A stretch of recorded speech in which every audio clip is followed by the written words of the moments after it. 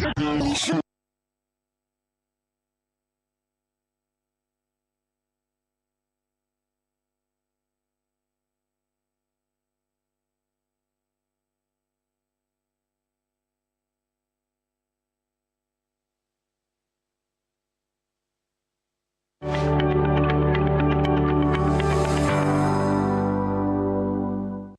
प्यारे देशवासियों, नमस्कार। 2024 का ये पहला मन की बात का कार्यक्रम है। अमृतकाल में एक नई उमंग है, नई तरंग है। 2 दिन पहले हम सभी देशवासियों ने 75वां गणतंत्र दिवस बहुत धूमधाम से मनाया है। इस साल हमारे संविधान के भी 75 वर्ष हो रहे हैं और सुप्रीम कोर्ट के भी 75 वर्ष हो रहे हैं। हमारे लोकतंत्र के ये पर्व मदर ऑफ डेमोक्रेसी के रूप में भारत को और सशक्त बनाते हैं। भारत का संविधान इतने गहन मंथन के बाद बना है कि उसे जीवंत दस्तावेज कहा जाता है। इसी संविधान की मूल प्रति के 3रे अध्याय में भारत के नागरिकों के मूलभूत अधिकारों का वर्णन किया गया है। और ये बहुत दिलचस्प है कि 3रे अध्याय के प्रारंभ में हमारे संविधान निर्माताओं ने भगवान राम, माता सीता और लक्ष्मण जी के चित्रों को स्थान दिया था। प्रभु राम का शासन हमारे संविधान निर्माताओं के लिए भी प्रेरणा का स्रोत था और इसलिए 22 जनवरी को अयोध्या में मैंने देव से देश की बात की थी, राम से राष्ट्र की बात की थी। साथियों, अयोध्या में प्राण प्रतिष्ठा के अवसर ने देश के करोड़ों लोगों को मानो एक सूत्र में बांध दिया है।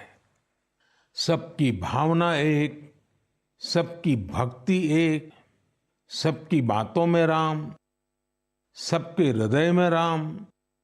देश के अनेकों लोगों ने इस दौरान राम भजन गाकर उन्हें श्री राम के चरणों में समर्पित किया। 22 जनवरी की शाम को पूरे देश ने राम ज्योति जलाई, दिवाली मनाई। इस दौरान देश ने सामूहिकता की शक्ति देखी, जो विकसित भारत के हमारे संकल्पों का भी बहुत बड़ा आधार है। मैंने देश के लोगों से आग्रह किया था कि मकर संक्रांति से 22 जनवरी तक स्वच्छता का अभियान चलाया जाए। मुझे अच्छा लगा कि लाखों लोगों ने श्रद्धाभाव से जुड़कर अपने क्षेत्र के धार्मिक स्थलों की साफ सफाई की। मुझे कितने ही लोगों ने इससे जुड़ी तस्वीरें भेजी हैं, वीडियो भेजे हैं। ये भावना रुकनी नहीं चाहिए, ये अभियान रुकना नहीं चाहिए। सामूहिकता की यही शक्ति हमारे देश को सफलता की नई ऊंचाई पर पहुंचाएगी। मेरे प्यारे देशवासियों, इस बार 26 जनवरी की परेड बहुत ही अद्भुत रही, लेकिन सबसे ज्यादा चर्चा परेड में विमेन पावर को देखकर हुई। जब कर्तव्य पथ पर केंद्रीय सुरक्षा बलों और दिल्ली पुलिस की महिला टुकड़ियों ने कदमताल शुरू किया तो सभी गर्व से भर उठे। महिला बैंड का मार्च देखकर, उनका जबरदस्त तालमेल देखकर देश विदेश में लोग झूम उठे। इस बार परेड में मार्च करने वाले 20 दस्तों में से 11 दस्ते महिलाओं के ही थे। हमने देखा कि जो झांकी निकली उसमें भी सभी महिला कलाकार ही थी। जो सांस्कृतिक कार्यक्रम हुए उसमें भी करीब 1,500 बेटियों ने हिस्सा लिया था। कई महिला कलाकार शंख, नादस्वरम और नागदा जैसे भारतीय संगीत वाद्य यंत्र बजा रही थी। डीआरडीओ ने जो झांकी निकाली, उसने भी सभी का ध्यान खींचा। उसमें दिखाया गया कि कैसे नारी शक्ति जल, थल, नभ, साइबर और स्पेस हर क्षेत्र में देश की सुरक्षा कर रही है। 21वीं सदी का भारत ऐसे ही विमेन लेड डेवलपमेंट के मंत्र के साथ आगे बढ़ रहा है। साथियों, आपने कुछ दिन पहले ही अर्जुन अवार्ड समारोह को भी देखा होगा। इसमें राष्ट्रपति भवन में देश के कई होनहार खिलाड़ियों और एथलीटों को सम्मानित किया गया है। यहाँ भी जिस एक बात ने लोगों का खूब ध्यान खींचा, वो थी अर्जुन पुरस्कार पाने वाली बेटियां और उनकी लाइफ जर्नीज। इस बार 13 विमेन एथलीट्स को अर्जुन अवार्ड से सम्मानित किया गया है। इन विमेन एथलीट्स ने अनेकों बड़े टूर्नामेंटों में हिस्सा लिया और भारत का परचम लहराया। शारीरिक चुनौतियां, आर्थिक चुनौतियां इन साहसी और टैलेंटेड खिलाड़ियों के आगे टिक नहीं पाई। बदलते हुए भारत में हर क्षेत्र में हमारी बेटियां, देश की महिलाएं कमाल करके दिखा रही है। एक और क्षेत्र है जहां महिलाओं ने अपना परचम लहराया है, वो है सेल्फ हेल्प ग्रुप। आज विमेन सेल्फ हेल्प ग्रुप्स की देश में संख्या भी बढ़ी है और उनके काम करने के दायरे का भी बहुत विस्तार हुआ है। वो दिन दूर नहीं जब आपको गांव-गांव में, खेतों में नमो ड्रोन दीदियां ड्रोन के माध्यम से खेती में मदद करती हुई दिखाई देगी। मुझे यूपी के बहराइच में स्थानीय चीजों के उपयोग से बायो फर्टिलाइजर और बायो पेस्टिसाइड तैयार करने वाली महिलाओं के बारे में पता चला। सेल्फ हेल्प ग्रुप से जुड़ी निबिया बेगमपुर गांव की महिलाएं गाय के गोबर, नीम की पत्तियां और कई तरह के औषधीय पौधों को मिलाकर बायो फर्टिलाइजर तैयार करती हैं। इसी तरह ये महिलाएं अदरक, लहसुन, प्याज और मिर्च का पेस्ट बनाकर ऑर्गेनिक पेस्टिसाइड भी तैयार करती हैं। इन महिलाओं ने मिलकर उन्नति जैविक इकाई नाम का एक संगठन बनाया है। ये संगठन बायो प्रोडक्ट्स को तैयार करने में इन महिलाओं की मदद करता है। इनके द्वारा बनाए गए बायो फर्टिलाइजर और बायो पेस्टिसाइड्स की मांग भी लगातार बढ़ रही है। आज आसपास के गांवों के 6000 से ज्यादा किसान इनसे बायो प्रोडक्ट खरीद रहे हैं। इससे सेल्फ हेल्प ग्रुप से जुड़ी इन महिलाओं की आय बढ़ी है और उनकी आर्थिक स्थिति भी बेहतर हुई है। मेरे प्यारे देशवासियों, मन की बात में हम ऐसे देशवासियों के प्रयासों को सामने लाते हैं जो निस्वार्थ भावना के साथ समाज को, देश को सशक्त करने का काम कर रहे हैं। ऐसे में 3 दिन पहले जब देश ने पद्म पुरस्कारों का ऐलान किया है, तो मन की बात में ऐसे लोगों की चर्चा स्वाभाविक है। इस बार भी ऐसे अनेकों देशवासियों को पद्म सम्मान दिया गया है, जिन्होंने जमीन से जुड़कर समाज में बड़े-बड़े बदलाव लाने का काम किया है। इन इंस्पायरिंग लोगों की जीवन यात्रा के बारे में जानने को लेकर देश भर में बहुत उत्सुकता दिखी है। मीडिया की हेडलाइन से दूर, अखबारों के फ्रंट पेज से दूर, ये लोग बिना किसी लाइमलाइट के समाज सेवा में जुटे थे। हमें इन लोगों के बारे में पहले शायद ही कुछ देखने सुनने को मिला है। लेकिन अब मुझे खुशी है कि पद्म सम्मान घोषित होने के बाद ऐसे लोगों की हर तरफ चर्चा हो रही है। लोग उनके बारे में ज्यादा से ज्यादा जानने के लिए उत्सुक है। पद्म पुरस्कार पाने वाले ये अधिकतर लोग अपने अपने क्षेत्र में काफी अनूठे काम कर रहे हैं। जैसे कोई एम्बुलेंस सर्विस मुहैया करवा रहा है, तो कोई बेसहारों के लिए सिर पर छत का इंतजाम कर रहा है।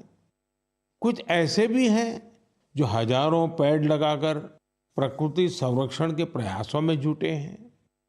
एक ऐसे भी हैं जिन्होंने चावल की 650 से अधिक किस्मों के संरक्षण का काम किया है। एक ऐसे भी हैं जो ड्रग्स और शराब की लत की रोकथाम के लिए समाज में जागरूकता फैला रहे हैं।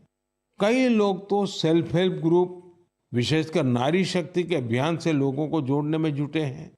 देशवासियों में इस बात को लेकर भी बहुत प्रसन्नता है कि सम्मान पाने वालों में 30 महिलाएं हैं। ये महिलाएं जमीनी स्तर पर अपने कार्यों से समाज और देश को आगे ले जा रही हैं। साथियों, पद्म सम्मान पाने वालों में हर किसी का योगदान देशवासियों को प्रेरित करने वाला है। इस बार सम्मान पाने वालों में बड़ी संख्या उन लोगों की है जो शास्त्रीय नृत्य, शास्त्रीय संगीत, लोक नृत्य, थिएटर और भजन की दुनिया में देश का नाम रोशन कर रहे हैं। प्राकृत, मालवी और लंबाड़ी भाषा में बहुत ही शानदार काम करने वालों को भी ये सम्मान दिया गया है। विदेश के भी कई लोगों को पद्म पुरस्कार से सम्मानित किया गया है, जिनके कार्यों से भारतीय संस्कृति और विरासत को नई ऊंचाई मिल रही है। इनमें फ्रांस, ताइवान, मैक्सिको और बांग्लादेश के नागरिक भी शामिल है। साथियों, मुझे इस बात की बहुत खुशी है कि पिछले एक दशक में पद्म सम्मान का सिस्टम पूरी तरह से बदल चुका है। अब ये पीपल्स पद्मा बन चुका है।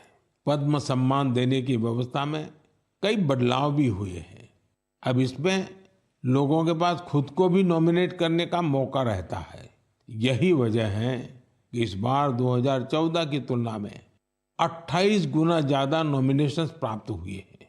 इससे पता चलता है कि पद्म सम्मान की प्रतिष्ठा, उसकी विश्वसनीयता, उसके प्रति सम्मान हर वर्ष बढ़ता जा रहा है। मैं पद्म सम्मान पाने वाले सभी लोगों को फिर अपनी शुभकामनाएं देता हूं। मेरे प्यारे देशवासियों, कहते हैं हर जीवन का एक लक्ष्य होता है। हर कोई एक लक्ष्य को पूरा करने के लिए ही जन्म लेता है। इसके लिए लोग पूरी निष्ठा से अपने कर्तव्यों का पालन करते हैं। हमने देखा है कि कोई समाज सेवा के माध्यम से, कोई सेना में भर्ती होकर, कोई अगली पीढ़ी को पढ़ाकर अपने कर्तव्यों का पालन करता है। लेकिन साथियों, हमारे बीच ही कुछ लोग ऐसे भी होते हैं जो जीवन के अंत के बाद भी समाज जीवन के प्रति अपने दायित्वों को निभाते हैं, और इसके लिए उनका माध्यम होता है अंगदान।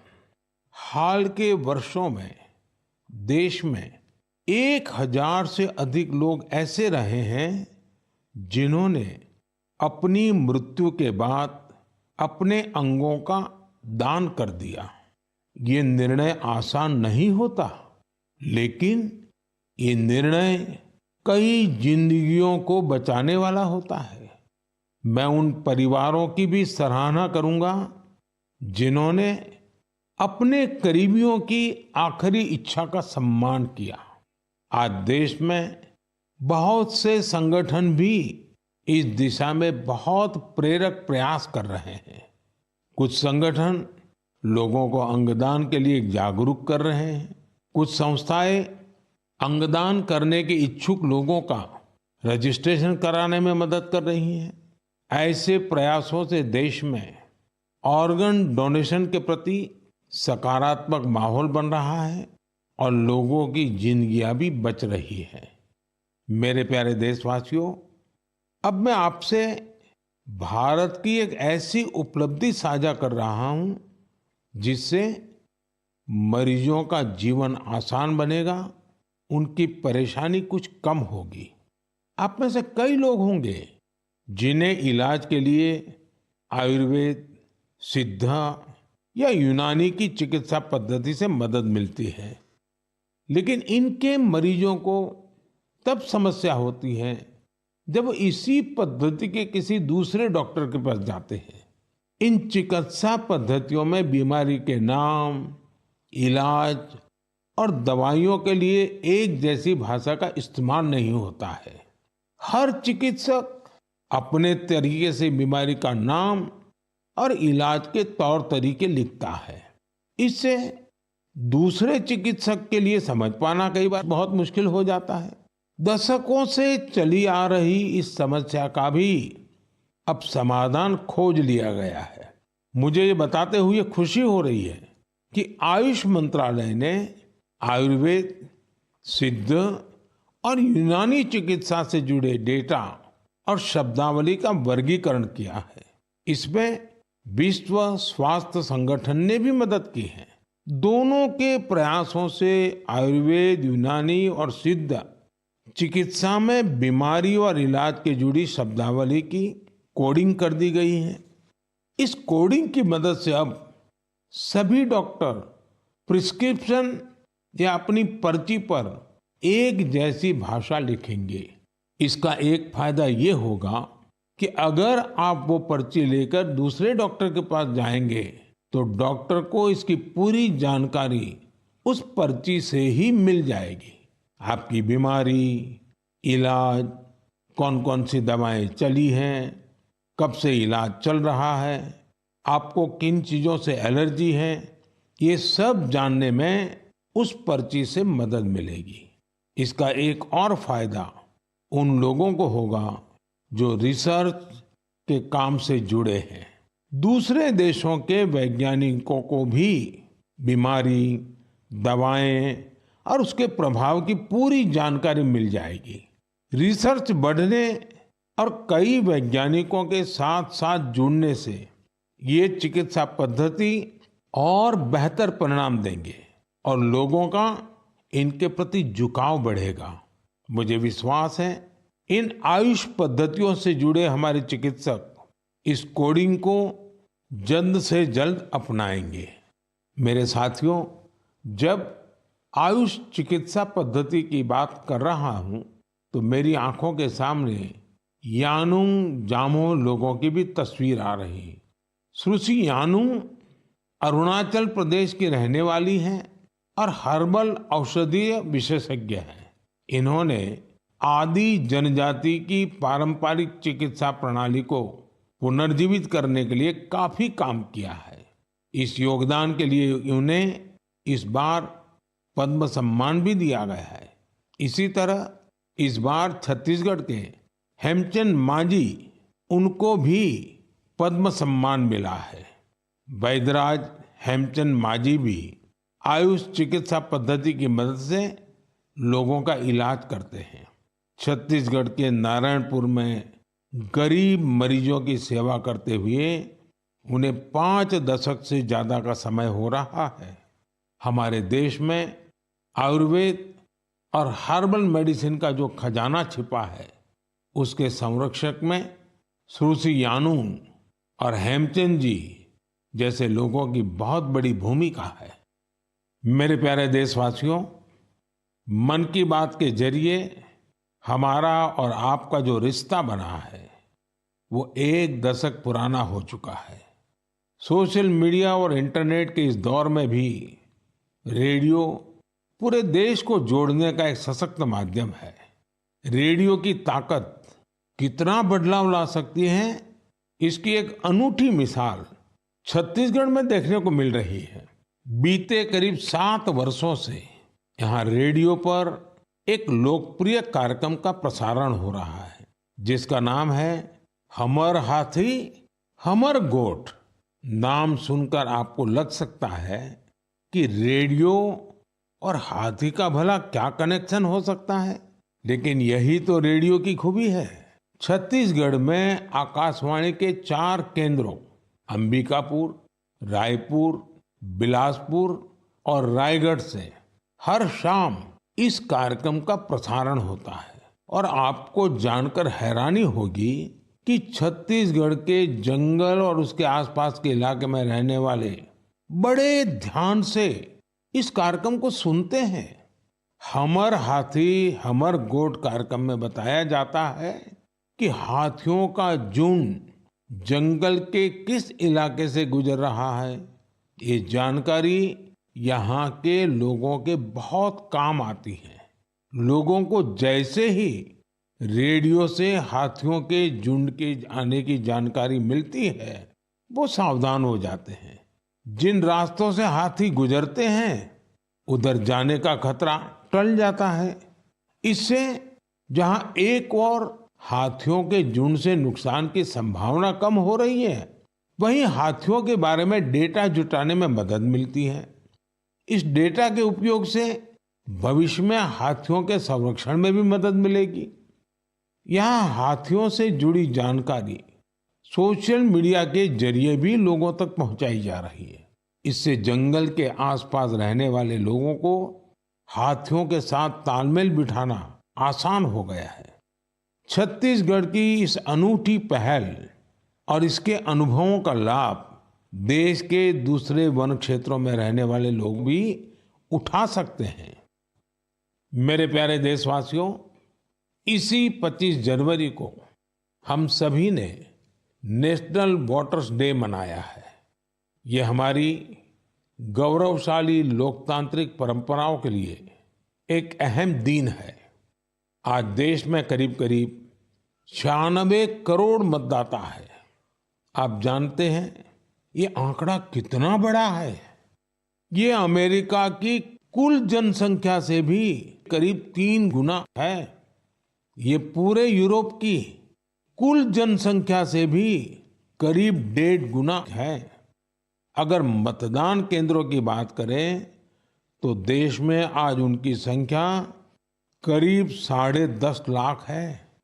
भारत का हर नागरिक अपने लोकतांत्रिक अधिकार का इस्तेमाल कर पाए, इसके लिए हमारा चुनाव आयोग ऐसे स्थानों पर भी पोलिंग बूथ बनवाता है जहां सिर्फ एक वोटर हो।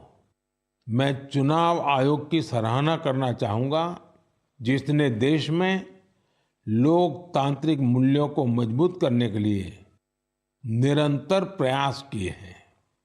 साथियों, आज देश के लिए उत्साह की बात ये भी है कि दुनिया के अनेक देशों में जहां वोटिंग परसेंट कम हो रहा है, भारत में मतदान का प्रतिशत बढ़ता जा रहा है। 1951-52 में जब देश में पहली बार चुनाव हुए थे, तो लगभग 45% वोटर्स ने ही वोट डाले थे। आज ये आंकड़ा काफी बढ़ चुका है। देश में न सिर्फ वोटरों की संख्या में वृद्धि हुई है, बल्कि टर्नआउट भी बढ़ा है। हमारे युवा वोटरों को रजिस्ट्रेशन के लिए ज्यादा मौके मिल सके, इसके लिए सरकार ने कानून में भी परिवर्तन किया है। मुझे ये देखकर भी अच्छा लगता है कि वोटर्स के बीच जागरूकता बढ़ाने के लिए सामुदायिक स्तर पर भी कई प्रयास हो रहे हैं। कहीं लोग घर घर जाकर वोटर्स को मतदान के बारे में बता रहे हैं, कहीं पेंटिंग बनाकर, कहीं नुक्कड़ नाटकों के जरिए युवाओं को आकर्षित किया जा रहा है। ऐसे हर प्रयास हमारे लोकतंत्र के उत्सव में अलग अलग रंग भर रहे हैं। मैं मन की बात के माध्यम से अपने फर्स्ट टाइम वोटर्स को कहूंगा कि वो वोटर लिस्ट में अपना नाम जरूर जुड़वाएं। नेशनल वोटर सर्विस पोर्टल और वोटर हेल्पलाइन ऐप के जरिए वो इसे आसानी से ऑनलाइन पूरा कर सकते हैं। आप ये हमेशा याद रखें कि आपका एक वोट देश का भाग्य बदल सकता है, देश का भाग्य बना सकता है। मेरे प्यारे देशवासियों, आज 28 जनवरी को भारत की दो ऐसी महान विभूतियों की जन्म जयंती भी होती है जिन्होंने अलग अलग कालखंड में देशभक्ति की मिसाल कायम की है। आज देश पंजाब केसरी लाला लाजपत राय जी को श्रद्धांजलि दे रहा है। लाला जी स्वतंत्रता संग्राम के एक ऐसे सेनानी रहे जिन्होंने विदेशी शासन से मुक्ति दिलाने के लिए अपने प्राणों की आहुति दे दी। लाला जी के व्यक्तित्व को सिर्फ आजादी की लड़ाई तक सीमित नहीं किया जा सकता। वो बहुत दूरदर्शी थे। उन्होंने पंजाब नेशनल बैंक और कई अन्य संस्थाओं के निर्माण में अहम भूमिका निभाई थी। उनका उद्देश्य सिर्फ विदेशियों को देश से बाहर निकालना ही नहीं, बल्कि देश को आर्थिक मजबूती देने का विजन भी उनके चिंतन का अहम हिस्सा था। उनके विचारों और उनके बलिदान ने भगत सिंह को बहुत प्रभावित किया था। आज फील्ड मार्शल के.एम. करियप्पा जी को भी श्रद्धापूर्वक नमन करने का दिन है। उन्होंने इतिहास के महत्वपूर्ण दौर में हमारी सेना का नेतृत्व कर साहस और शौर्य की मिसाल कायम की थी। हमारी सेना को शक्तिशाली बनाने में उनका महत्वपूर्ण योगदान है। मेरे प्यारे देशवासियों, आज खेलों की दुनिया में भी भारत नित नई ऊंचाइयों को छू रहा है। स्पोर्ट्स की दुनिया में आगे बढ़ने के लिए जरूरी है कि खिलाड़ियों को ज्यादा से ज्यादा खेलने का मौका मिले और देश में भली भांति के स्पोर्ट्स टूर्नामेंट भी आयोजित हो। इसी सोच के साथ आज भारत में नए नए स्पोर्ट्स टूर्नामेंट्स आयोजित किए जा रहे हैं। कुछ दिन पहले ही चेन्नई में खेलो इंडिया यूथ गेम्स का उद्घाटन किया। इसमें देश के 5,000 से ज्यादा एथलीट्स हिस्सा ले रहे हैं।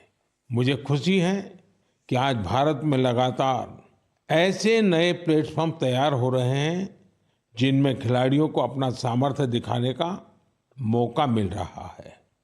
ऐसा ही एक प्लेटफॉर्म बना है बीच गेम्स का, जो दीव के अंदर उसका आयोजन हुआ था।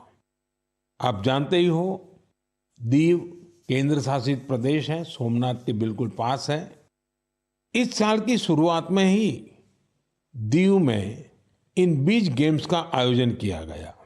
ये भारत का पहला मल्टी स्पोर्ट्स बीच गेम्स था।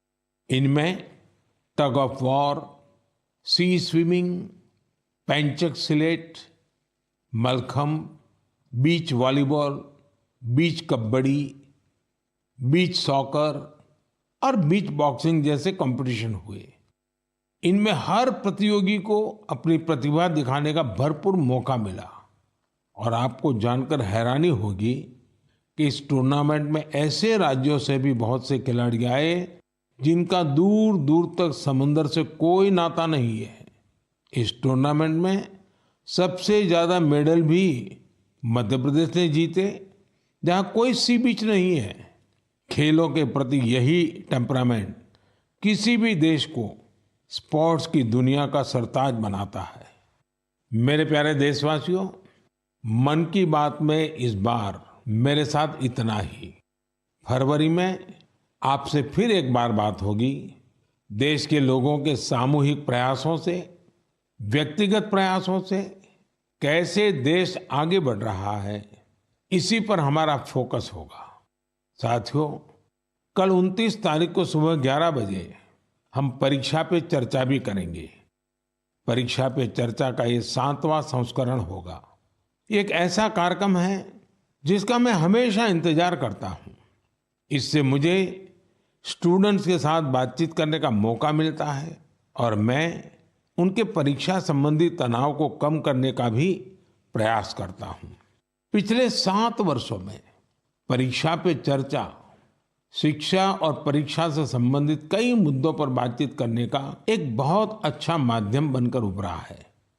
मुझे खुशी है कि इस बार 2.25 करोड़ से अधिक विद्यार्थियों ने इसके लिए रजिस्ट्रेशन कराया है और अपने इनपुट भी दिए हैं। मैं आपको बता दूं कि जब हमने पहली बार 2018 में ये कार्यक्रम शुरू किया था तो यह संख्या केवल 22,000 थी। स्टूडेंट्स को प्रेरित करने के लिए और परीक्षा के तनाव के बारे में जागरूकता फैलाने के लिए बहुत से अभिनव प्रयास भी किए गए हैं। मैं आप सभी से, विशेषकर युवाओं से, विद्यार्थियों से आग्रह करूंगा कि वे कल रिकॉर्ड संख्या में शामिल हो। मुझे भी आपसे बात करके बहुत अच्छा लगेगा। इन्हीं शब्दों के साथ मैं मन की बात के इस एपिसोड में आपसे विदा लेता हूं। जल्द ही फिर मिलेंगे। धन्यवाद।